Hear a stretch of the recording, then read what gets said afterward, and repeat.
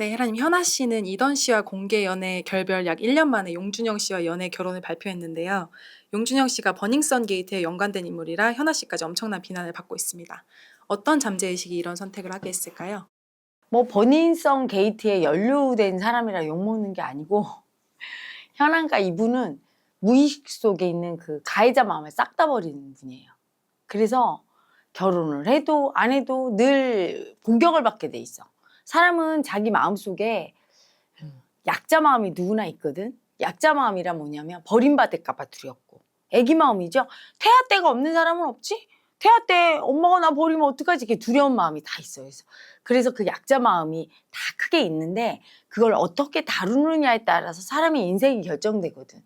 근데 그 마음을 그냥 충분히 인정해주고, 약자 마음 올라올 때야 그래 이 마음이 나야 이렇게 인정을 해주면 괜찮은데, 그 약자 마음이 너무 수치스럽다고 여겨.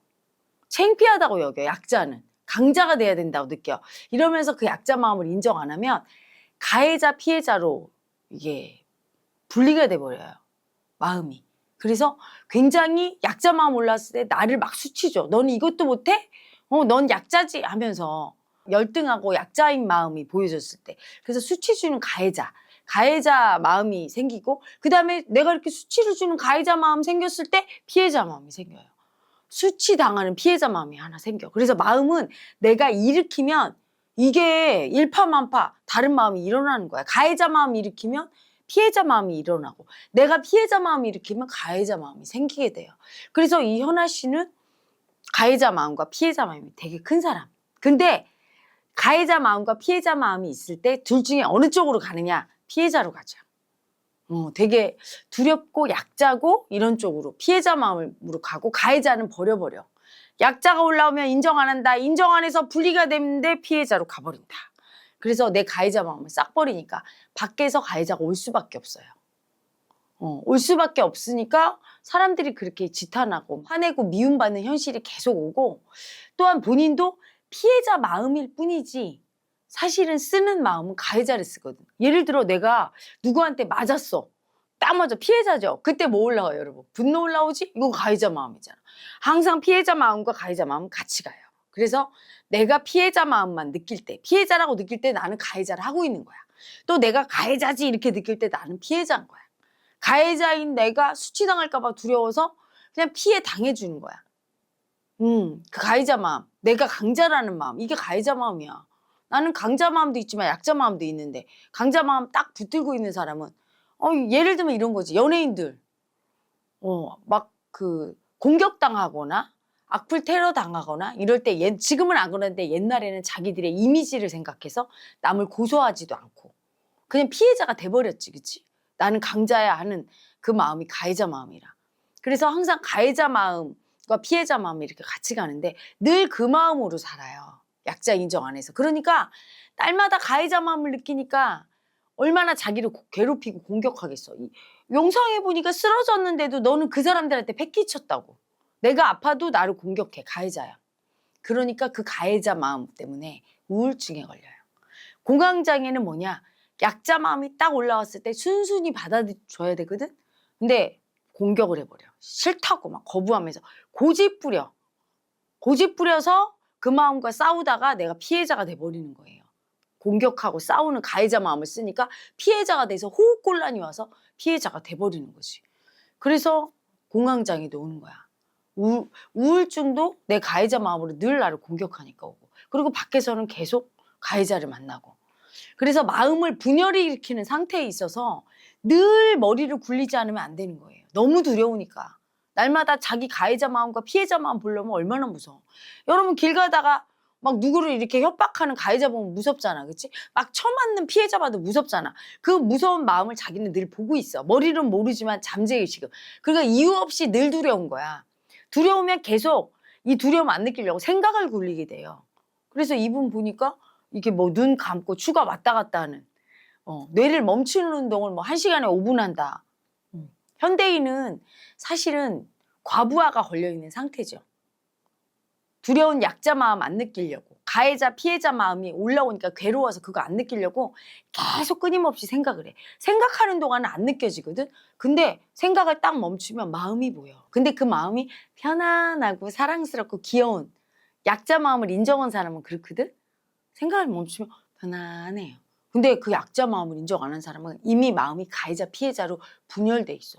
막 나를 공격하는 가해자, 죽일 듯이 공격하는 가해자, 너무 무섭지. 그러니까 또 이번에 막 두려운 피해자, 두 마음이 막 보이니까 너무 괴로워. 그래서 자기 마음을 볼 수가 없으니까 계속 생각을 하는 거죠. 현대인이 대부분 그 상태인데 되게 심한 상태, 약을 먹는 정도니까.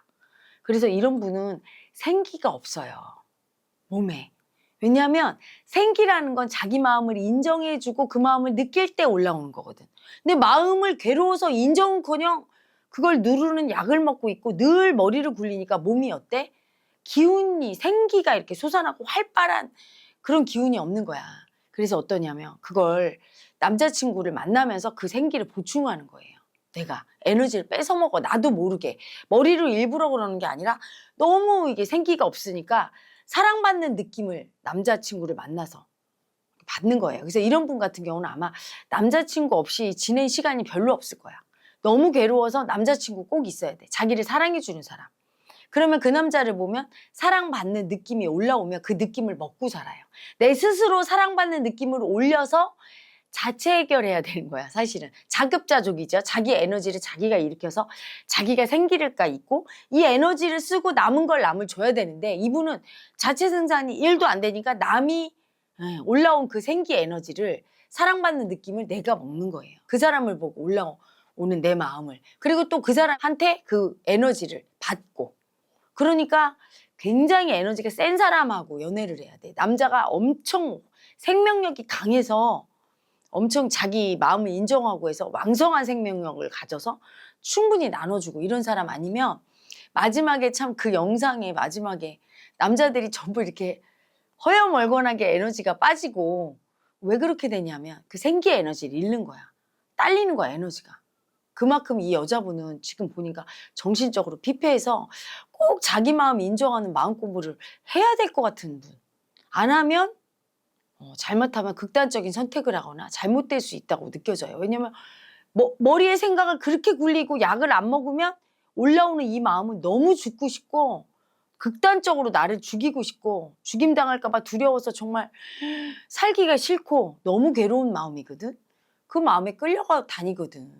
그래서 이분은 자기 마음을 보는 마음 공부를 해야 제대로 살 수 있을 거란 생각이 들 정도로 심각하네요. 선생님 말씀하신 것처럼 이분이 커리어가 안정적으로 인정받고 있을 때 꼭 공개 연애를 하고 용준영 씨랑 교제를 하는 등 연애로 고비를 많이 맞았거든요. 네티즌들도 쿨한 척하지만 남자에게 의존하는 여자 같다라고 비판을 하는데 어떤 내면 아이가 그렇게 하는 걸까요?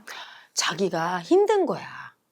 여러분은 되게 유명해지고 돈을 많이 벌으면 난 자신감 당당할 것 같지? 안 그래. 소시민으로 아무도 날 못 알아보고 그냥 살 때 편안해. 짐이 없거든. 마음의 짐이. 근데 내가 유명해져. 그러면 어디 가든 날 알아보고.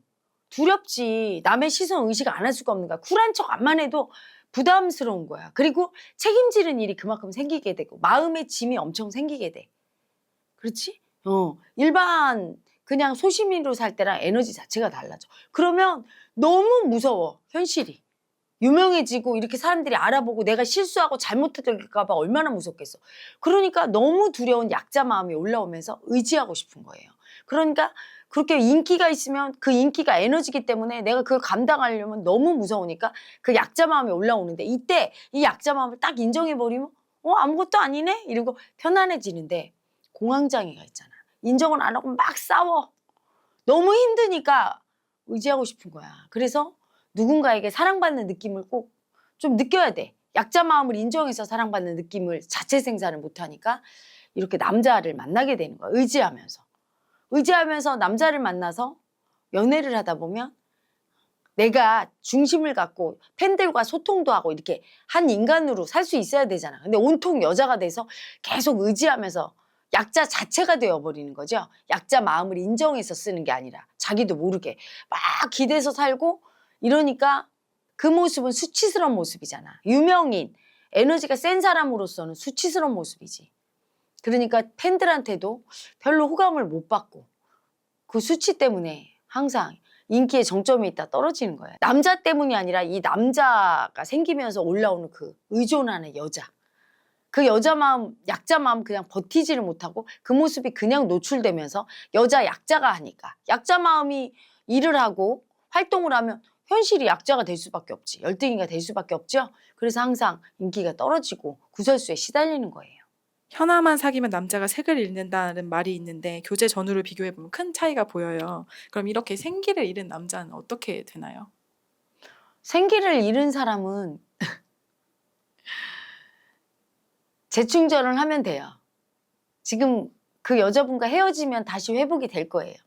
그러니까 그 현아 씨인가 그분이 참 무서운 게 뭐냐면 사람이 그 자기 에너지를 일도 생산을 못하고 꼭 남한테 의존해서 그 사람 없으면 못 사는 의존성이 바로 그거야.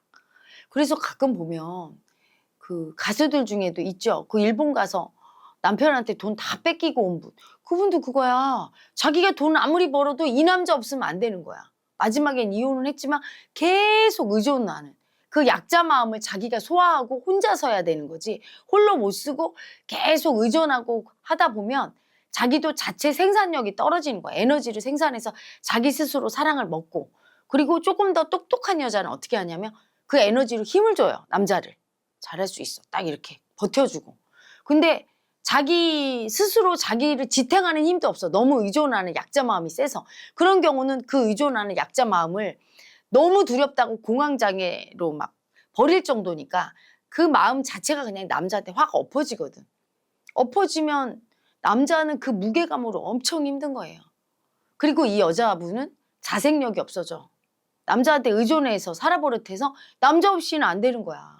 굉장히 유명하고 연예인이지만 불쌍한 약자로 살 수밖에 없는 거야. 너무너무 두렵고.